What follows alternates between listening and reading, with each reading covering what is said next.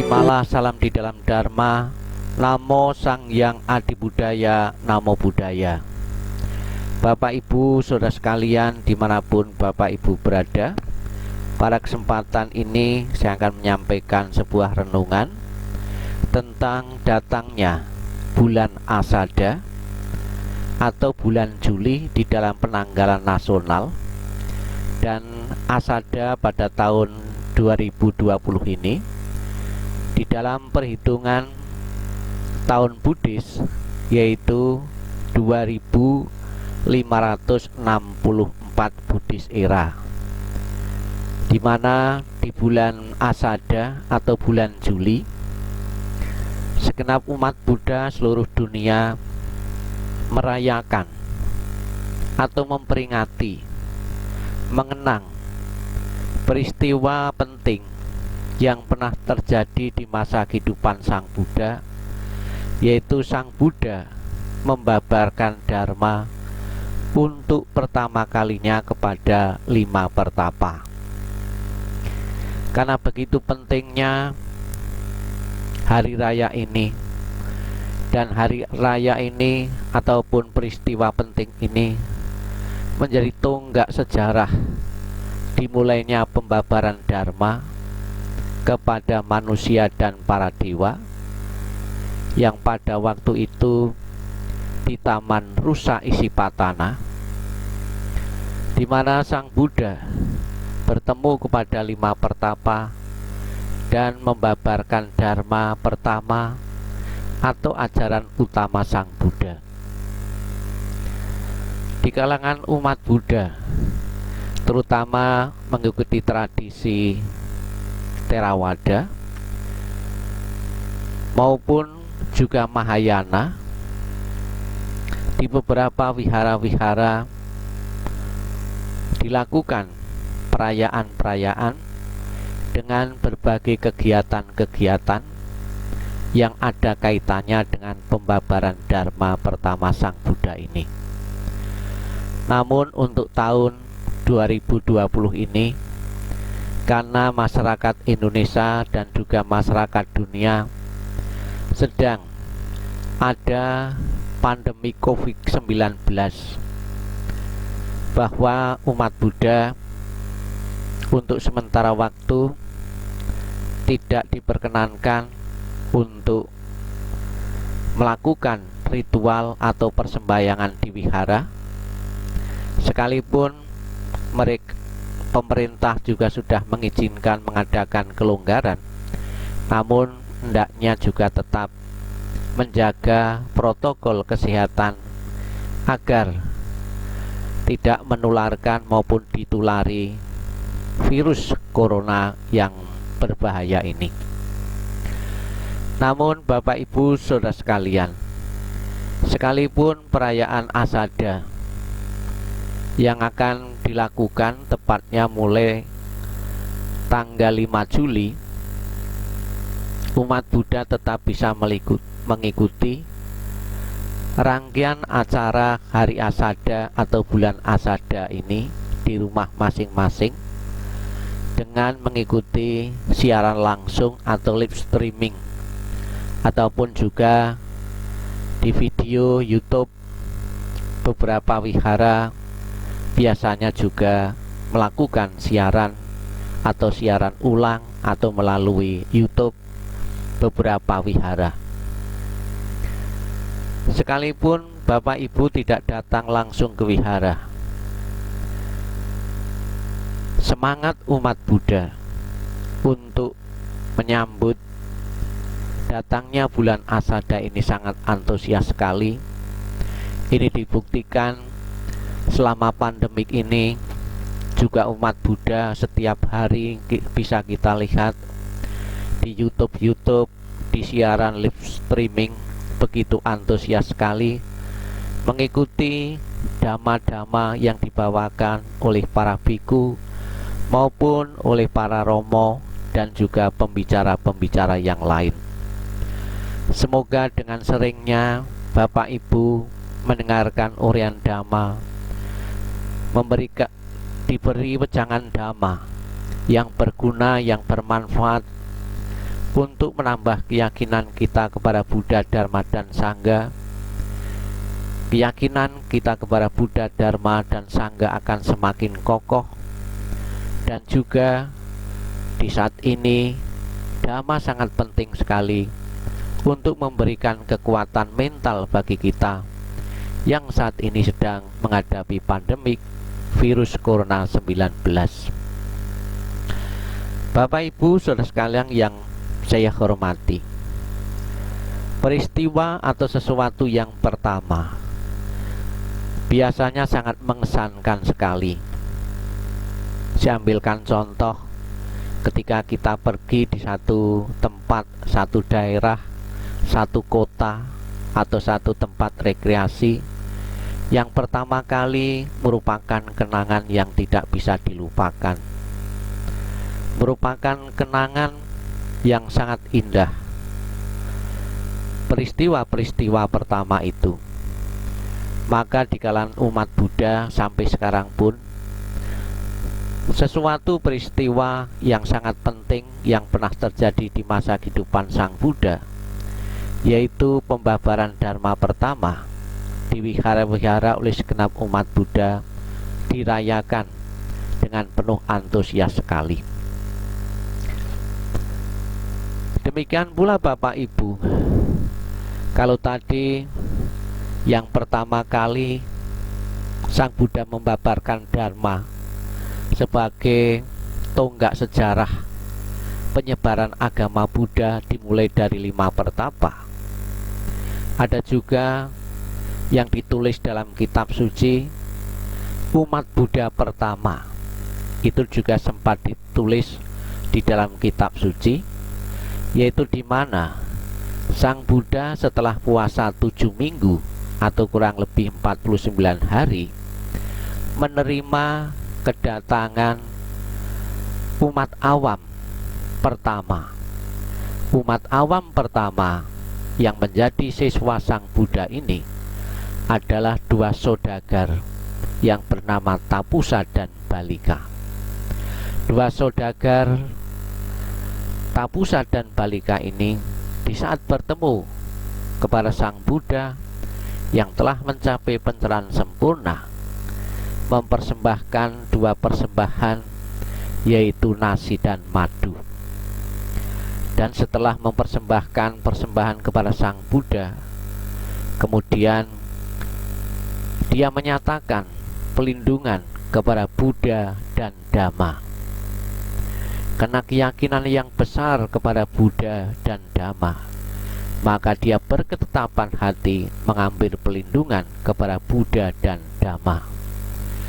Dan juga diceritakan dalam kitab suci, Tapusa dan Balika ini mendapatkan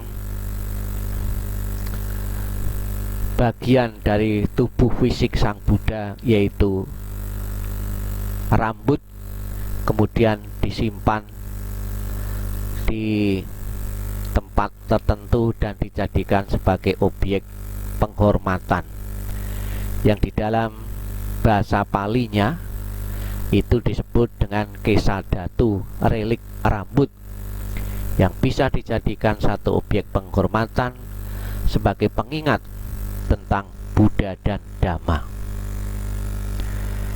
Di hadapan Tapusa dan Balika ini, Sang Buddha memberikan Dhamma yang sesuai dengan Tapusa dan Balika ini.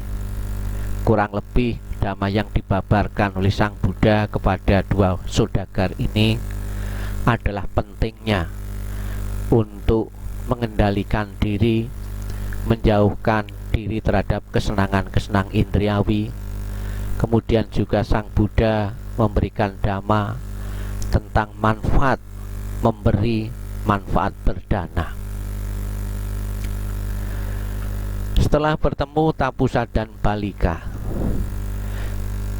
diceritakan dalam kitab suci, Sang Buddha enggan untuk membabarkan Dharma yang telah diketemukan, karena Sang Buddha ragu sekiranya para umat awam itu tidak bisa menerima Dhamma. Karena Sang Buddha berpikir demikian, ada seorang Brahma yaitu Brahma Sanghapati, penguasa dunia ini. Mereka datang merangkap kedua tangannya dan memohon. Ada makhluk-makhluk yang dihinggapi sedikit kekotoran batin. Demi belas kasihan kepada mereka, ajarkanlah mereka Dhamma. Kemudian Sang Buddha menjawab, terbukalah pintu kehidupan abadi bagi mereka yang mau mendengar dan mempunyai keyakinan. Sungguh berbahagia Bapak Ibu Saudara sekalian, di era kehidupan saat ini Bapak Ibu bisa mengenal Dharma. Bapak Ibu mempunyai sedikit debu yang bisa menerima ajaran Sang Buddha. Tentunya dengan ajaran Sang Buddha ini kita akan bisa melepaskan diri dari penderitaan-penderitaan. Marilah Bapak Ibu Saudara sekalian, karena Dhamma itu begitu mendalam, dan kita di dalam era ajaran Sang Buddha ini bertemu dengan Dhamma adalah sesuatu yang tidak mudah, maka hendaknya kita menggunakan waktu dan kesempatan ini untuk belajar tekun, untuk memahami Dhamma dan mempraktikkan Dhamma ajaran Sang Buddha untuk mengatasi penderitaan. Di dalam perjalanan, Sang Buddha bertemu dengan seorang pertapa. Kemudian pertapa ini bertanya kepada Sang Buddha, namanya Upaka. Upaka bertanya, siapakah guru Sang Buddha? Sang Buddha menjawab, beliau adalah orang yang maha tahu dan tidak mempunyai guru siapapun juga. Pertapa ini bernama Pertapa Ajiwaka. Ya, Pertapa Ajiwaka yang bernama Upaka. Pertapa Ajiwaka adalah pertapa telanjang, tidak memakai pakaian. Ya, ini pertapa Ajiwaka ini ada di masa kehidupan Sang Buddha, ada pertapaannya, ada gurunya dan juga ajarannya. Salah satunya adalah pertapa Upaka ini adalah pengikut pertapa Ajiwaka, yaitu pertapa telanjang. Yang pertama lagi Bapak Ibu, di saat awal-awal, di samping saya sebutkan tadi di atas, masuknya agama Buddha di Indonesia diperkirakan lebih awal daripada agama Hindu. Ya, dalam penyebarannya, agama Buddha mengenal adanya misi penyebar agama yang disebut dengan Dharma Duta. Penyebaran agama Buddha diperkirakan sudah terjadi sejak abad 2 sampai 5 Masehi. Ini dibuktikan dengan diketemukannya arca Buddha dari perunggu di Simpaga, Sulawesi Selatan pada abad kedua Masehi. Selain itu juga ditemukan arca Buddha dari batu di Bukit Siguntang, Palembang, Sumatera Selatan. Sikedeng, Sampaga, Mamuju ditemukan arca Buddha yang terbuat dari perunggu, berasal dari mazhab seni Amarawati, India Selatan, yang berkembang pada abad kedua hingga abad kelima Masehi, yang menunjukkan adanya hubungan serta pengaruh tertua budaya India di Sulawesi Selatan atau di Indonesia. Arca ini mengikuti langgam Amarawati yang berkembang di India Selatan abad 2 sampai 5 Masehi. Pengaruh langgam Amarawati berkembang sampai ke kerajaan Sriwijaya melalui hubungan dagang dan keagamaan dengan India. Dalam perkembangannya, agama Buddha yang terbesar di Indonesia adalah aliran Buddha Mahayana. Perkembangannya begitu pesat, terutama pada masa kejayaan Kerajaan Mataram Buddha Wangsa Sailendra dan Kerajaan Sriwijaya. Ya. Bapak Ibu saudara sekalian yang saya hormati, tadi kita sudah menyinggung beberapa hal-hal yang pertama yang sempat dicatat di dalam buku sejarah agama Buddha maupun buku-buku Buddhis. Begitu mengesankan sekali dan menjadi tonggak sejarah bahwa yang pertama itu jadikan satu pelajaran untuk mengenang dan mengingat peristiwa-peristiwa penting, baik itu pembabaran Dharma pertama Sang Buddha, baik itu upasaka dan upasika yang pertama, maupun agama Buddha masuk di Indonesia di saat awal abad 2 sampai 5. Peristiwa-peristiwa penting ini sampai sekarang pun tetap dipelajari oleh masyarakat Buddhis, dijadikan satu pelajaran sejarah yang berguna, yang bermanfaat untuk pengembangan agama Buddha, atau dijadikan satu pelajaran bagi kita semua.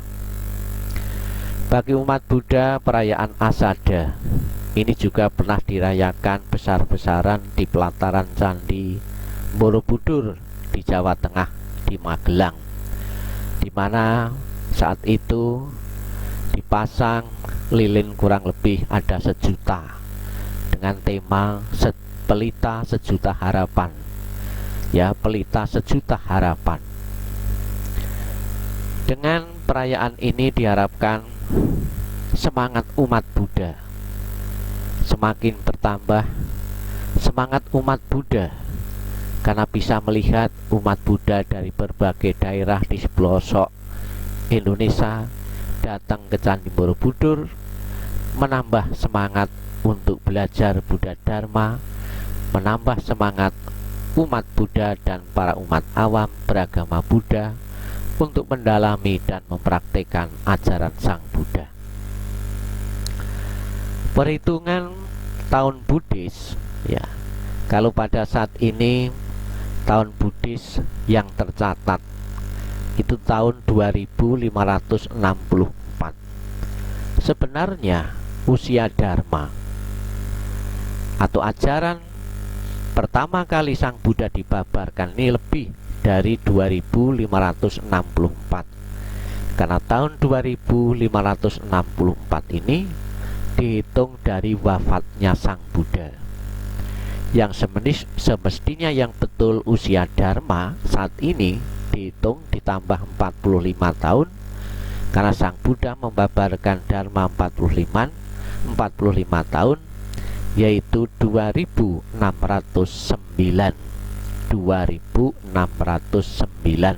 tahun. Ini agama Buddha masih bisa bertahan, masih kita pelajari hingga saat ini.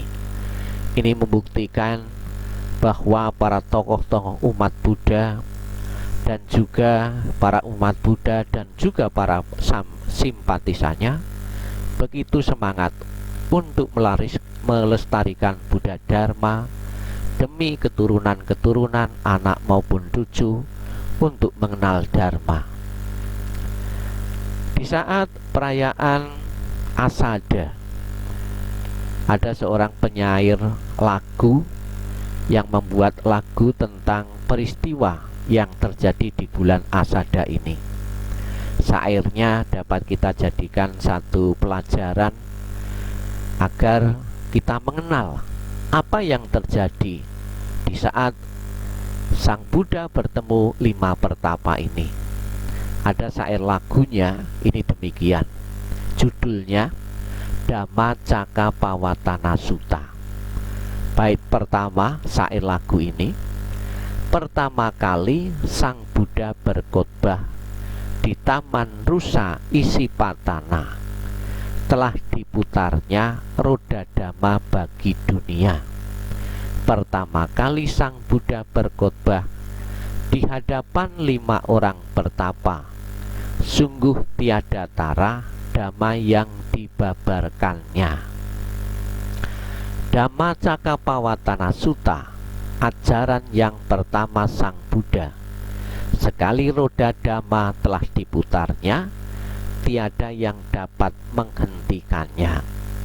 Ajaran agung pertama Sang Buddha adalah 4 kesunyataan mulia, maka jalanilah 8 jalan utama.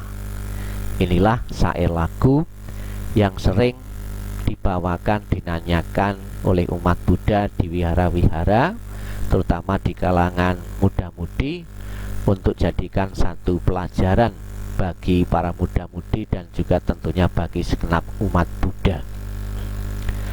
Ada beberapa alasan kenapa hari Asada ini diperingati. Alasan pertama, Bapak Ibu, hari di mana Sang Buddha memberikan khotbah yang pertama. Khotbah ini terkenal dengan nama Dhammacakkappavattana Sutta, atau diterjemahkan di dalam bahasa Indonesia khotbah pemutaran Dhamma. Ada juga pemutaran Dhamma ini disimbolkan dengan roda kereta, ya, roda kereta, roda dokar, ya. Roda dokar atau kereta kuda ini rodanya mempunyai 8 jeruji, ya. Ini sebagai simbol bahwa Sang Buddha membabarkan Dharma yang disebut dengan jalan tengah, terdiri dari 8 ruas, ya. Alasan yang kedua kenapa Asada diperingati, munculnya sangga pertama di dunia.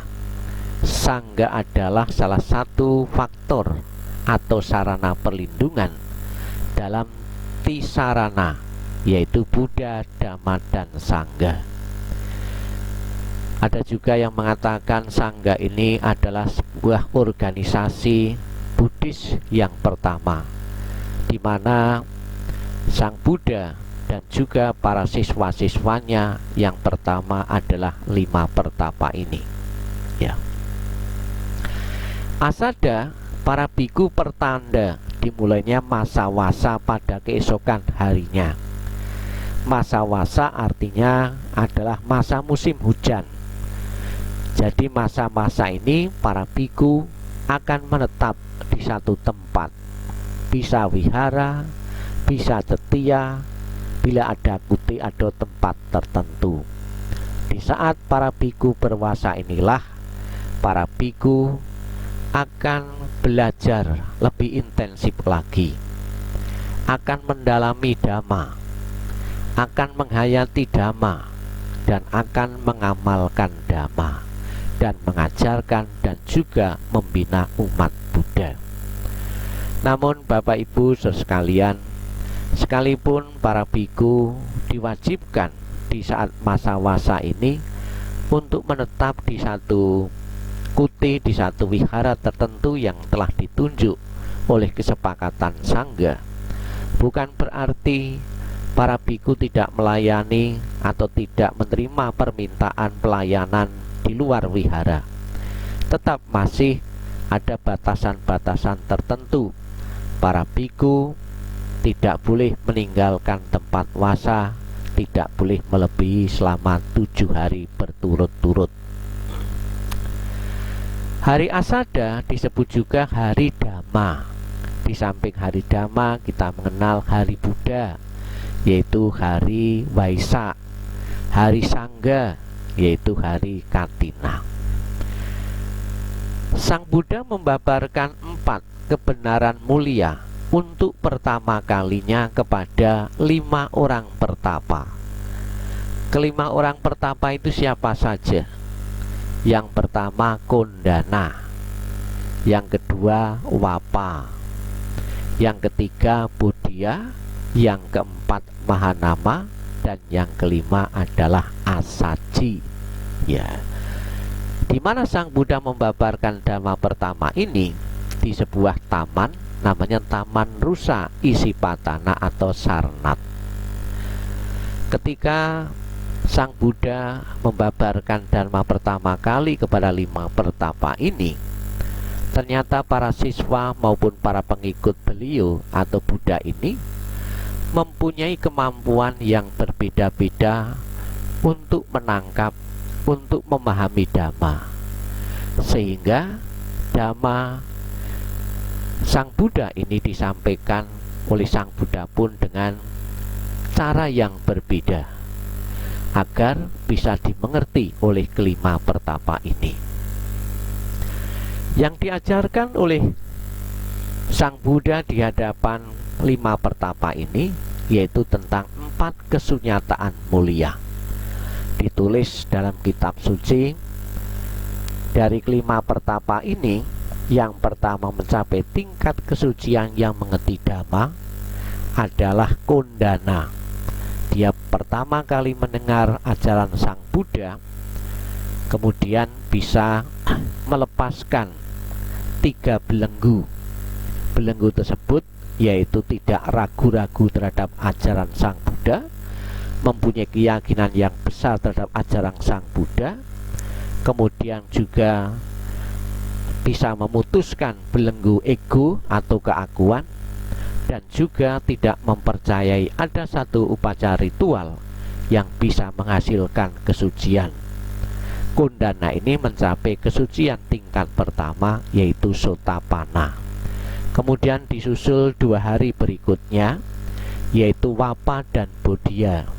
Disusul hari berikutnya, 2 hari berikutnya Mahanama dan Asaji.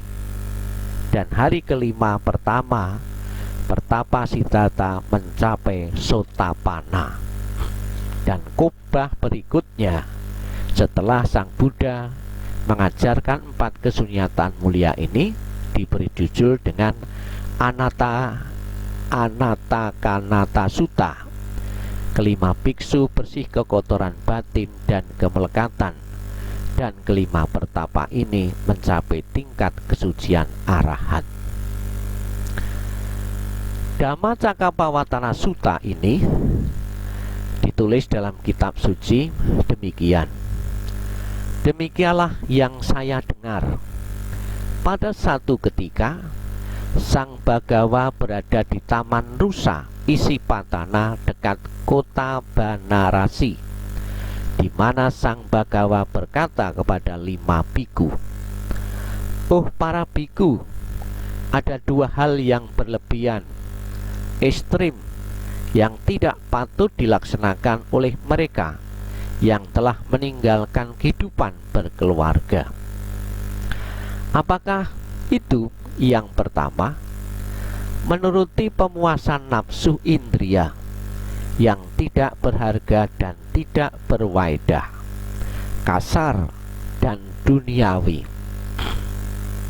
Disebutkan bahwa ketika Sang Buddha menjelang mencapai penerangan sempurna, Sang Buddha menerima godaan dari Mara. Ya, 3 orang anak Mara yaitu Tangha, Arati, dan Raga masih berusaha untuk mengganggunya. Mereka menampakkan diri sebagai 3 orang gadis yang elok dan menggiurkan dengan berbagai macam tarian yang erotis penuh nafsu birahi. Bapak, Ibu, saudara sekalian yang saya hormati, pemuasan nafsu indria merupakan satu hal yang sering kita lakukan dalam kehidupan saat ini. Lebih-lebih di era zaman teknologi yang serba maju ini, serba canggih ini, apabila kita tidak bijak dalam menggunakan kemajuan teknologi, tidak bijak dalam menggunakan HP, alat komunikasi ini, justru kita akan diperbudak apabila kita tidak mempunyai kewaspadaan dan kehati-hatian. Kita kadang-kadang melihat di rumah, melihat anak-anak kita main HP dari pagi, siang hingga sampai larut malam tidak pernah berhenti. Ada lagi yang betul-betul sudah kecanduan HP, ketergantungan sekali pada HP, maupun hiburan-hiburan yang lain. Tentunya apabila ini terus-menerus dilakukan, justru akan membawa kerugian baik itu kerugian kesehatan maupun kesehatan mental seseorang yang kecanduan main HP maupun pemuasan nafsu-nafsu indria-indria yang lain. Ada juga ditulis Sang Buddha mengatakan ada sebuah peraturan yang tidak layak dilakukan oleh para anggota sangga. Sang Buddha mengatakan demikian: seorang biku yang melakukan tindakan kontak tubuh dengan lawan jenis, baik dengan pikiran yang penuh nafsu atau tidak, memegang tangannya, atau segenggam merambut atau mengusap tubuhnya, maka dia harus melakukan sidang sangga di sesa. Ya, ini adalah satu peraturan atau winaya bagi para biku yang harus betul-betul diketahui agar jangan sampai kita setelah menjadi biku, menjadi anggota sangga, tidak mempunyai pengendalian diri, tetap mengumbar kesenangan-kesenangan indriawi yang bersifat sementara. Bahkan apabila seorang anggota sangga melakukan hal-hal yang tercela, tentunya bisa akan menggoyahkan para umat Buddha. Jika umat Buddha tidak mempunyai keyakinan kepada sangga, umat Buddha tidak mempercayai sangga lagi, umat Buddha tidak menjadikan biku sebagai panutan, karena biku tidak layak dijadikan panutan dan contoh di dalam menjalankan dharma dan winaya Sang Buddha. Ada beberapa hal, banyak sekali yang dapat kita lihat tentang kesenangan-kesenangan indria ini. Tentunya kita semakin mendalami ajaran Sang Buddha, kita mempunyai pengendalian diri yang ketat. Begitu tidak bergunanya, begitu tidak berfaedah dan sia-sia apabila kita sampai mengejar, memuaskan kesenangan-kesenangan indriawi yang bersifat sementara. Ada lagi dapat kita lihat anggota sangga yang memuaskan kesenangan indrianya, yaitu merokok atau mengisap cerutu. Tentunya ini akan menimbulkan pro kontra di satu daerah, di satu negara, karena tidak semua umat Buddha bisa menerima. Di dalam Dhammapada ditulis, yaitu Dhammapada 14 ayat 8, nafsu keinginan tidak pernah terpuaskan meskipun oleh hujan emas.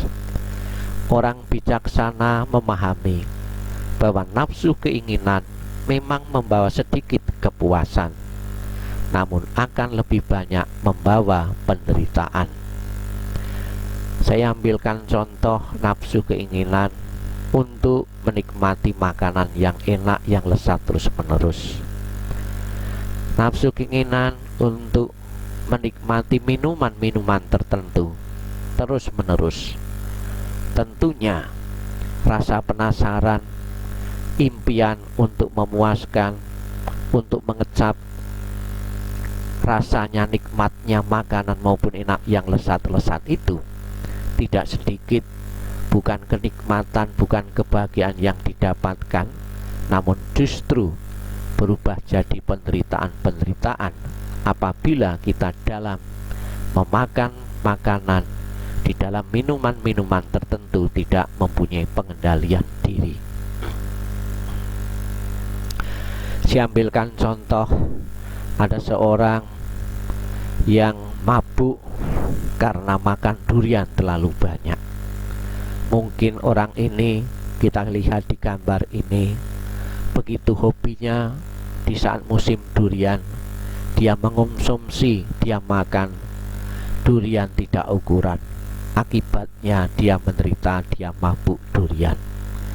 Tentunya penyakit-penyakit yang lain pun juga akan mudah, karena makan terlalu banyak durian menyebabkan darah tinggi, bisa juga kepala pusing, maupun penyakit-penyakit yang lain akan mengikutinya.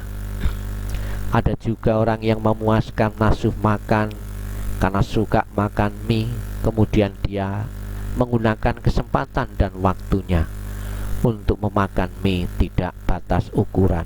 Akibatnya ini juga akan berisiko menyebabkan kesehatan fisiknya akan terganggu karena terlalu banyak makan mie. Demikian pula bagi mereka yang suka makan cabai, makan kalau tidak ada cabai atau pedas tidak selera. Begitu ketemu dengan sambal, dia mengambil sebanyak-banyaknya. Akhirnya apa yang terjadi? Bukan kebahagiaan, bukan kenikmatan lagi, kesenangan lagi yang diperoleh, yang bisa dirasakan, tapi justru merasakan penderitaan, perutnya sakit maupun berubah jadi sakit perut yang hebat sekali. Ada juga seorang wanita di dalam ilustrasi ini memakan kue, memakan roti begitu banyak. Akibatnya badannya melar, badannya besar sekali, badannya gemuk sekali. Inilah contoh-contoh nyata tentang orang-orang yang tidak mempunyai pengendalian diri.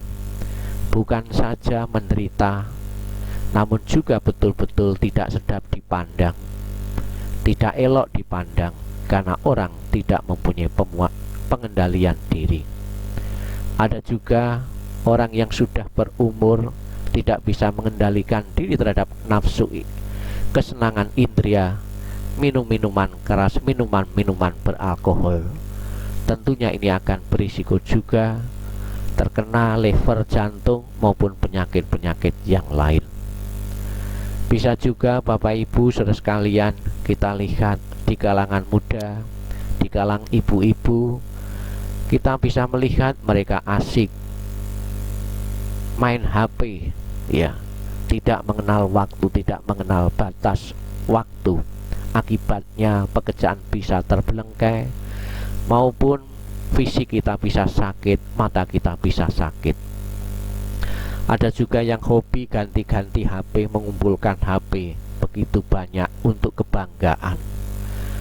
Bapak Ibu saudara sekalian, beberapa kesenang-kesenang indria tadi yang saya sebutkan tadi, ini bisa terjadi kepada siapapun.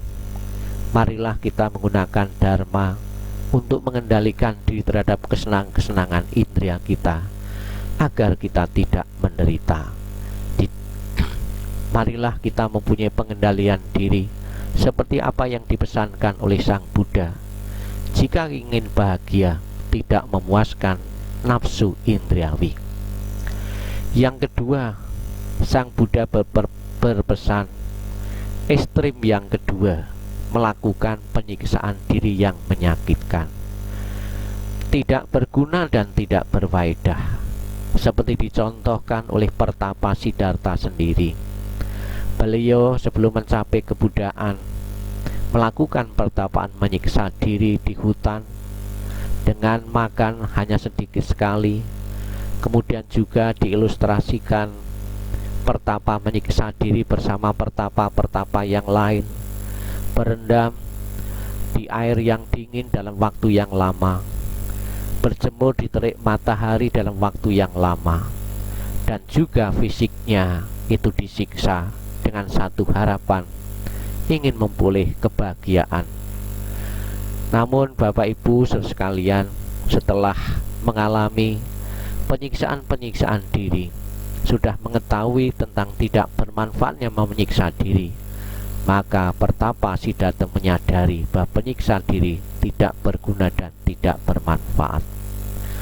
Dapat kita lihat juga dalam kehidupan saat ini, ada biku yang melakukan sensasi agar dipandang hebat, bisa tahan panas.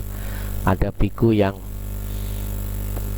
di dalam tungku yang dibakar, yang di atas api, untuk dikagumi oleh orang banyak, membuat sensasi-sensasi yang tidak berguna, yang tidak berfaedah. Bisa kita lihat juga ada penyiksaan diri, ingin mendapatkan kebahagiaan surga dengan melaksukan bom bunuh diri. Ada juga kita lihat beberapa upacara-upacara dengan menyiksa tubuhnya, ditusuk pakai besi maupun dilukai kepalanya. Untuk melakukan ini tentunya contoh-contoh yang nyata tentang penyiksaan diri terhadap fisik, terhadap badan jasmaninya, yang sudah diingatkan oleh Sang Buddha ini tidak berfaedah, tidak berguna, dan akan menghasilkan rasa sakit yang luar biasa. Bapak Ibu Saudara sekalian yang saya hormati, Sang Buddha berpesan demikian. Para biku setelah meninggalkan kedua hal yang berlebihan ini, jalan tengah Majjhima Patipada yang telah sempurna diselami oleh Tathagata, yang membukakan mata batin, menimbulkan pengetahuan, membawa ketentraman, yang menghasilkan kekuatan batin, kesadaran agung, dan mencapai nibbana. Ada 4 kebenaran mulia yang diajarkan oleh Sang Buddha. Kebenaran mulia yang pertama yaitu tentang duka. Kebenaran mulia tentang asal mula duka. Kebenaran mulia tentang lenyapnya duka. Dan kebenaran mulia tentang jalan menuju lenyapnya duka. 8 jalan kebenaran dan jalan tengah yang terdiri dari 8 unsur ini meliputi yang pertama, mempunyai paham yang benar atau pemahaman yang benar atau pengertian yang benar, mempunyai pikiran yang benar, mempunyai ucapan yang benar, mempunyai tindakan yang benar, mempunyai penghidupan yang benar, mempunyai usaha yang benar, mempunyai konsentrasi yang benar, dan mempunyai kesadaran yang benar. Dari 8 ruas jalan utama ini bisa dikelompokkan atau diringkas menjadi 3, yaitu sila, samadhi, dan panya atau kebijaksanaan. Apa yang bisa masuk dengan kebenaran mulia tentang duka? Ini dijabarkan kelahiran adalah duka, ya.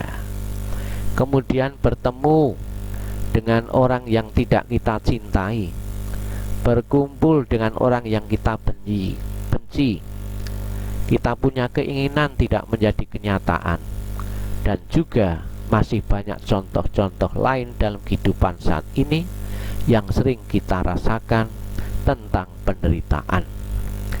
Bapak Ibu Saudara sekalian yang saya hormati, marilah di saat kita merayakan, mengingat, mengenang bulan Juli, bulan Asada bagi umat Buddha, kita melakukan evaluasi diri, introspeksi diri. Sudahkah kita meninggalkan, menjauhkan kesenangan-kesenangan indria yang tidak berguna dan tidak bermanfaat? Sudahkah dalam kehidupan ini kita meninggalkan beberapa penyiksaan-penyiksaan diri, pandangan-pandangan yang salah? Apabila kita koreksi telah kita temukan, marilah kita berbenah. Semoga kita benar-benar menjadi umat Buddha yang nantinya mendapatkan kebahagiaan yang kita idamkan, yaitu nibbana. Cepat atau lambat, dengan ketekunan dari Bapak Ibu saudara sekalian, semoga segera akan membuahkan hasil. Sabi sata bawantu sukitata. Semoga semua makhluk hidup berbahagia dan sejahtera. Sadu, sadu, sadu.